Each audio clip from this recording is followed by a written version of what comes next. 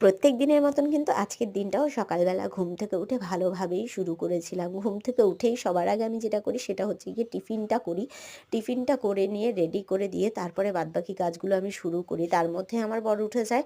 সে উঠে গেলে তাকে চা দিয়ে আ বেরিয়ে গেলে তারপরে আমি কাজ শুরু করি। তো সকাল, সকাল সব কাজগুলোই মোটামুটি হয়ে গেছিলো। তারপর দেখলাম যে মা শাক বাছছে।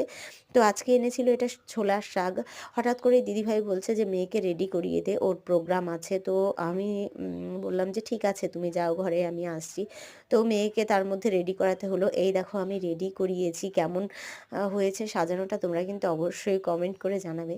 কেমন সাজিয়েছি বলো? তোমরা তো সবাই জানো যে আমি একটু পার্লারের কাজও একটা করেছিলাম, মানে শিখেছিলাম, কোর্স কমপ্লিট করেছিলাম। তার মধ্যে দেখো আমার মেয়েও কিন্তু যাওয়ার জন্য বায়না ধরে নিয়েছে। ও বায়না ধরছে যে ওকেও সাজিয়ে দিতে হবে। ও নাচ করবে, মাথায় ক্লিপ পরবে। আর এটা দেখো আমাদের গতকাল যেটা ষষ্ঠী পুজো হয়েছিল এটা এইভাবে আমরা